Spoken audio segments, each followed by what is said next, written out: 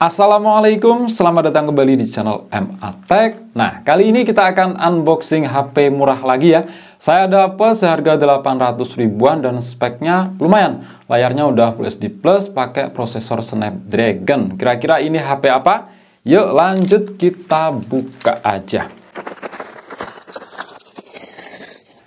Oke, jadi untuk boxnya ini memang berbeda ya dari biasanya karena memang HP ini tuh kondisi second, tapi katanya itu like new. Dan dulu itu saya pernah beli kondisinya sama dengan HP ini, dulu itu Redmi 10 dan Redmi Note 10S. Itu yang Note 10S dipakai adik saya buat daily ya, dan itu dipakai berbulan-bulan aman-aman aja.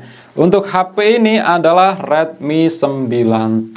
Redmi 9T versi 4/64 GB, itu ada versi 6/128, yang pasti harganya sedikit lebih mahal. Nah, ini daripada beli HP yang gak jelas rekondisi seperti Oppo, Vivo di harga segitu ya, jelas mending lebih ini. Tapi kalau kalian gak mau resiko ya jelas mending ambil baru, tapi ya itu harganya pasti lebih mahal.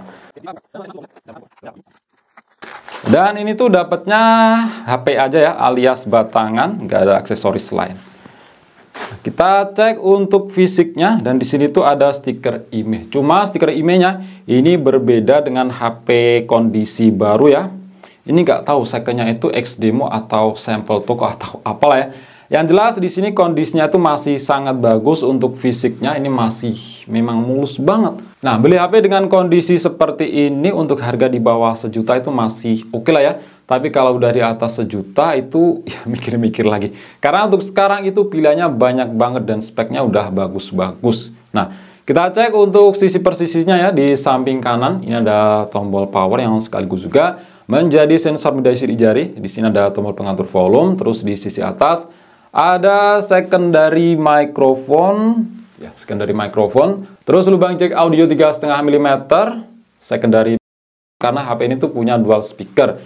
Dan ini ada infrared blaster. Lanjut di sisi kiri ada slot SIM.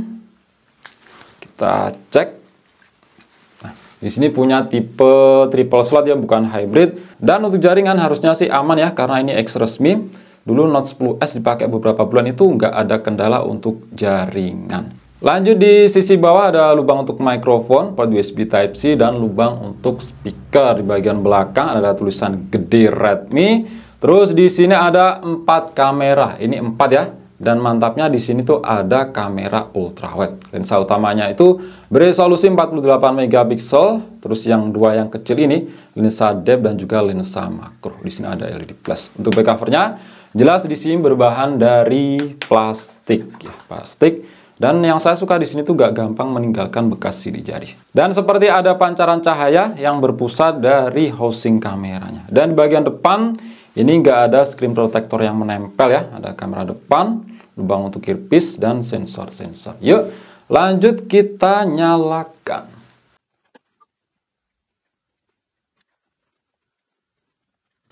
Nah, ini sambil menyelesaikan loadingnya, saya perlihatkan ya. Ini dia, harganya itu 850.000. Dan ini terjual udah ya lumayan lah, 47 ulasan. Dan di sini ratingnya juga bagus, 4.9. Dan untuk saat ini itu nomor 5 terlaris di Xiaomi. Dan di sini tuh keterangannya garansi selama 6 bulan. Tapi kalau garansi kayak gini tuh kan bukan garansi resmi dari Xiaomi. Ini ngeklaimnya agak susah ya. Ya anggap aja garansi pas waktu kita terima barang ini dan belum kita konfirmasi terima. Jadi garansi dari marketplace-nya yaitu Shopee. Oke, ini udah selesai ya untuk loadingnya. Langsung kita cek aja di setelan. Terus tentang telepon. Nah, untuk saat ini ada di MIUI 12.5.8 dengan versi Android 11. Dan kalau kita cek di sini tuh ada pembaruan ya. Yang untuk sekarang ini tuh ukurannya 643. Dan pastinya ini mungkin ada beberapa pembaruan lagi. Nah, ini saya akan update dulu ya. Nanti kira-kira ini dapat naik versi Android berapa untuk versi terakhirnya. Oke, tunggu saya untuk kembali. Oke, balik lagi. Jadi ini sudah saya update ke versi terakhir yang didapat dari Redmi 9T ini. Nah, sekarang itu posisinya ada di MIUI versi 14.0.3. Dan versi Androidnya itu naik ke versi 12. Sebenarnya Kalau mau, kita itu masih bisa pakai versi Android yang lebih baru lagi dengan cara kita oprek-oprek pakai custom ROM. Karena kalau urusan oprek-oprek dan custom ROM, Redmi 9T ini berkembang banget. Itu banyak banget pilihan custom ROM-nya. Dan juga satu cara supaya performanya itu lebih ringan. Karena kalian pasti udah tahu sendiri lah ya, RAM 4 GB kalau di MIUI itu performanya kayak gimana. Jalan satu-satunya supaya ringan, yaitu pakai custom ROM. Nah, untuk kalian user Xiaomi pasti udah pada tahu ya di bagian ini. Kalau beli Xiaomi second itu wajib cek di bagian ini. Masuk ke mode CIT dengan cara kita tap beberapa kali di versi kernel. Dan di HP ini sudah saya tes ya. Itu semuanya normal seperti speaker, terus vibration, terus touch screen, mikrofon dan lain-lain. Seperti ini, touch sensor. Ini sudah saya tes, itu semuanya normal, nggak ada yang minus. Nah, salah satu kelemahan dari Redmi 9T ini dan dulu juga dialami oleh Poco M3 ya, karena memang itu kembarannya, yaitu penangkapan sinyal Wi-Fi-nya itu lemah banget, lemah sahwat. Padahal ini untuk router Wi-Fi-nya itu jaraknya dengan HP ini 2 meter, ini cuma kehalang tembok aja. Tapi penangkapan sinyalnya itu nggak bisa penuh, kalian bisa lihat sendiri. Dan ini saya bandingkan dengan ZTE Blade A54. Nah, ini di ZTE Blade A54 itu penuh terus, gak naik turun. Kalau di Redmi 9T ini naik turun. Dan ini nggak ada solusi ya. Ya solusinya kalau mau stabil itu pakai Wi-Fi 5 GHz. Ini lemahnya itu di Wi-Fi 2,4 GHz. Itu saya coba bandingkan dengan ALTRS 4 juga sama. Di HP ini lebih lemah untuk penangkapan sinyal Wi-Fi 2,4 GHz. Kita cek di aplikasi yang sudah saya install ya. Pertama device info hardware. Nah, di sini storage-nya itu udah bertipe UFS. Untuk serinya berapa nanti kita cek di aplikasi AnTuTu Benchmark. Untuk SoC di sini pakai Snapdragon 662 itu octa-core 2,0 GHz, fabrikasinya 11 nanometer dan GPU Adreno 610. Sebenarnya di zaman sekarang ya performanya di sini masih so-so aja ya. Nah, sebenarnya seri prosesor ini bisa dibilang itu mbahnya atau keturunan dari Snapdragon 680 dan 685. Itu konfigurasi CPU dan GPU mirip-mirip. Cuma Snapdragon 680 dan 685 itu clock speed CPU dan GPU-nya lebih ditinggikan. Fabrikasi juga lebih dikecilin. Terus untuk screen resolusinya mantapnya di sini tuh udah beresolusi Full HD Plus ya, 2340 x 1080. Kalau untuk refresh rate di sini masih 60 Hz. Jadi buat nonton, menikmati konten ini udah enak ya karena PPI-nya itu padat, nggak seburik dibanding yang ada di HD Plus. Untuk penyimpanan tadi udah saya sebutin, RAM-nya itu 4 GB, ROM-nya 64 GB. Dan di zaman sekarang memang ini ngepas banget. Apalagi kalau untuk performa kalian pasti udah bisa tebak sendiri lah ya, MIUI plus RAM 4 GB itu performanya kayak gimana. Untuk kamera di sini pakai sensor 48 megapiksel, ya ini pakai Samsung S5K GM1, terus kamera ultrawide itu 8 megapiksel, makro dan depth itu masing-masing 2 megapiksel. Dan depan kalau nggak salah ya ini 8 megapiksel ya. Untuk baterainya 6000 mAh. Di zaman sekarang ini masih tergolong gede karena ya rata-ratanya itu 5000 mAh. Kemudian untuk sensor kita cek di aplikasi sensor box. Kira-kira di sini ada apa aja Redmi 9T. Nah, di sini untuk sensor cukup lengkap ya. Magnet ada, gyro juga ada. Cuma di sini tuh gyro abal-abal atau gyro software. Jadi buat main PUBG itu bakal delay. Nah, untuk skor AnTuTu untuk kalian yang masih penasaran Snapdragon 662 di zaman sekarang itu dapat skor berapa? AnTuTu versi 10. Di sini dapat skor 249 ribuan. Kurang lebih skornya itu mirip-mirip dengan Helio G85. Nah, skor CPU-nya segini, 89 ribuan, GPU-nya 34 ribuan. Terus untuk storage test di sini pakai UFS ini 2.1 ya, dapat skor 19 ribuan. Dan memang dulu itu pengalaman saya di Poco M3 yang sama-sama pakai UFS ya, Redmi 9T ini juga. Itu UFS-nya kelas yang murah karena speed tulisnya itu bisa dibilang di bawah rata-rata UFS 2.1. Nah, ini kita coba bandingkan dengan versi MMC 5.1 di ZTE Blade A54. Nah, ini kalian bisa lihat sendiri ya. Untuk speed tulisnya itu mirip-mirip, sama-sama di sekitar 200 Mbps-an. Cuma untuk speed read-nya ini tinggi 500 Mbps lebih. Terus untuk multi sentuh, yang pasti Xiaomi itu 10 titik sentuhan ya. Itu nggak pernah nemu sih yang pakai 5 titik sentuhan. Di sini udah support 10 titik sentuhan. Kita coba untuk responsivitas layarnya buat main real drum, kira-kira di sini tuh ada delay apa enggak. Biasanya sih kalau Xiaomi itu enak buat main real drum, meskipun itu seri lama. Nggak kerasa delay. Kita coba di HP ini.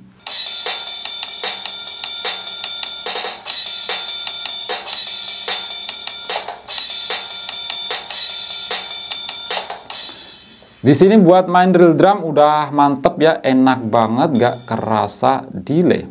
Terus kita coba lihat bentar ya di bagian kamera yang mantapnya. Di sini tuh punya kamera ultrawide yang beresolusi itu 8 megapiksel. Di zaman sekarang itu menjadi satu pertimbangan ya, dilihat dari harganya, dipangkas enggaknya untuk lensa ultrawide. Nah, untuk lensa utamanya ini tuh 48 megapiksel. Coba jepret. Nah, ini sekilas di zaman sekarang masih lumayan banget ya. Ya, setidaknya masih lebih oke lah dari kebanyakan HP yang menggunakan prosesor Unisoc. Untuk depan, ini 8 megapiksel, di sini juga lumayan sih. Nggak jelek.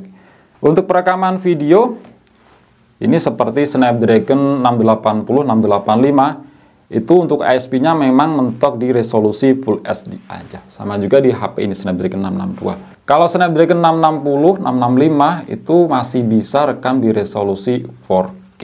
Ini lanjut kita coba ya untuk bermain game. Cukup Mobile Legends aja. Kira-kira di zaman sekarang masih enak apa enggak Snapdragon 662. Oke, untuk settingan grafisnya jelas di sini tuh masih mentok di tinggi aja ya, alias 60 fps. Karena memang layar HP ini tuh kan 60 Hz, bukan 90 Hz.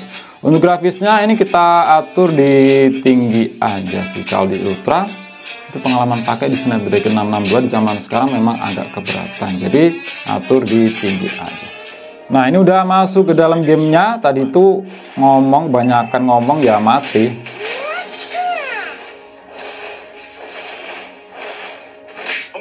Dan ini saya pakai jaringan data seluler aja. Karena kalau pakai WiFi, meskipun di 5 GHz, yang itu lebih stabil dibanding 2,4 GHz di HP ini, tetap aja itu nggak bisa sestabil dibanding HP lain. Masih kerasa naik turun, jumping. Dan untuk FPS-nya kalian bisa lihat sendiri ya di sini, FPS meternya. Dan memang pengalaman saya di Snapdragon 662 dibandingkan dengan HP zaman sekarang, maksudnya itu prosesor zaman sekarang, yaitu Unisoc T606, yang di situ skor GPU-nya lebih kecil, tapi soal kestabilan itu jauh lebih stabil di Unisoc Tiger T606. Ya, mungkin juga karena pengaruh dari konfigurasi CPU-nya ya. Yang di Snapdragon 662 ini tuh masih jadul, Cortex A73 plus A53. Nah, ini FPS-nya di settingan high itu nggak bisa ya dapat di atas 50 fps pas awal-awal tadi aja. Ini baru awal-awal loh, belum war yang rame. Memang performanya kurang sih ya di zaman sekarang. Lah. Ini kok malah tadi tuh seperti disconnect, padahal sinyalnya hijau loh.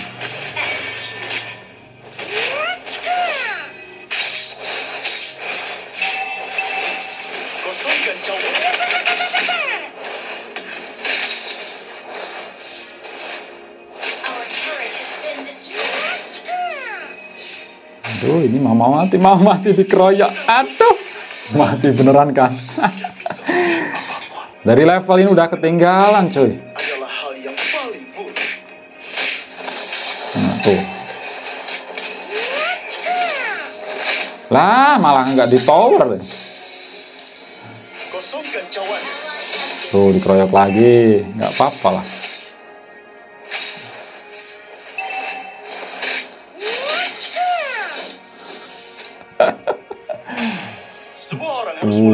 Pulang dulu aja lah ya. Biarin tuh towernya hancur. Yang atas juga udah hancur.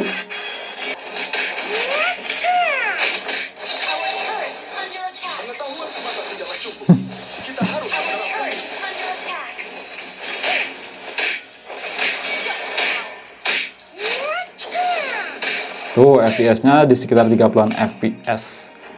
Padahal ini main klasik. Dan juga skinnya masih biasa-biasa aja. Belum skin yang banyak ngeluarin efek.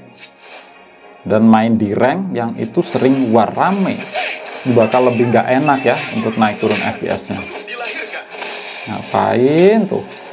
Sebenarnya ini tuh nggak jago-jago banget sih menang level ya tuh.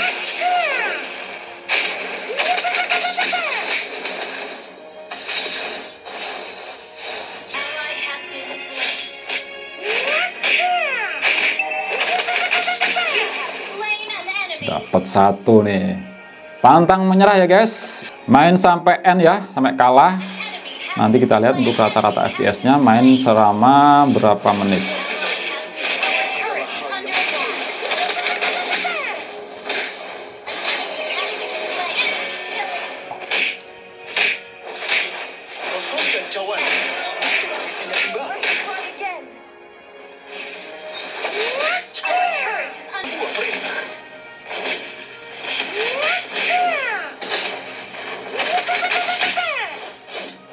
Mengenal diri sendiri adalah hal yang paling buruk.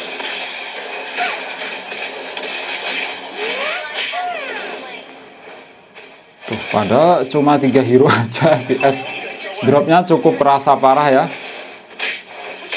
Ini source-nya udah saya download semua. Udah full data.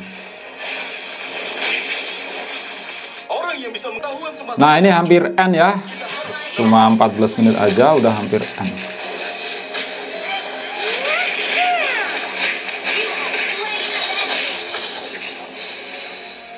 Tadi itu sempat disconnect, nggak tahu kok bisa disconnect.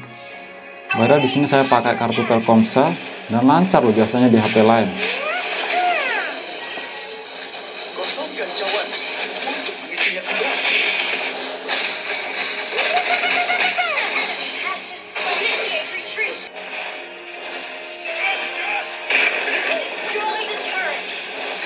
Bukanlah cara menyakiti seseorang, tetapi sebuah perintah.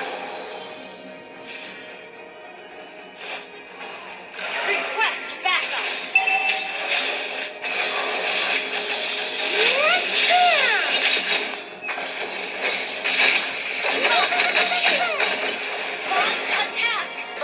Balmonya tolol banget sih, hyper tapi nggak mau ngelor.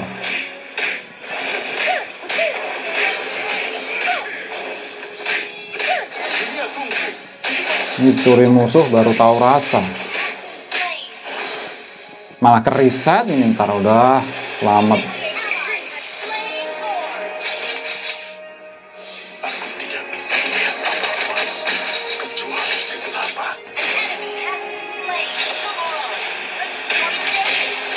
Ada harapan menang.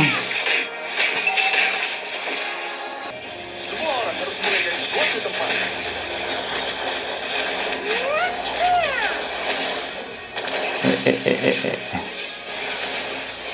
Awas, mundur dulu. Menang. Untung ada Hayabusa. Nah, ini main selama 22 menit dan dapat FPS itu sekitar 40-an FPS untuk rata-ratanya. Kalian bisa cek sendiri. Nah, ini FPS-nya itu naik turun ya, awal-awal masih sekitar 50 ya, 50 lah. Tapi makin lama itu makin turun. Dan ini enggak stabil banget. Kemudian kita coba untuk kualitas speakernya. Yang mantapnya di sini tuh udah punya dual speaker stereo. Letaknya ada di bawah sini dan di atas sini.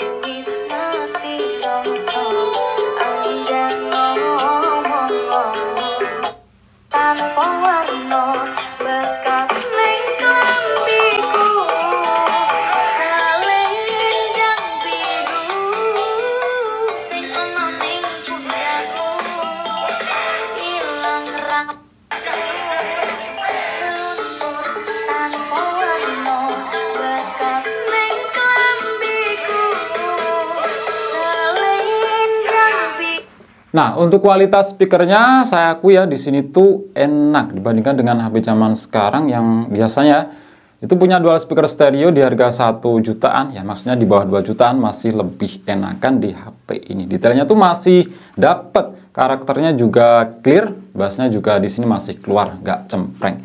Oke, mungkin itu aja sih ya untuk video kali ini HP second Redmi 9T.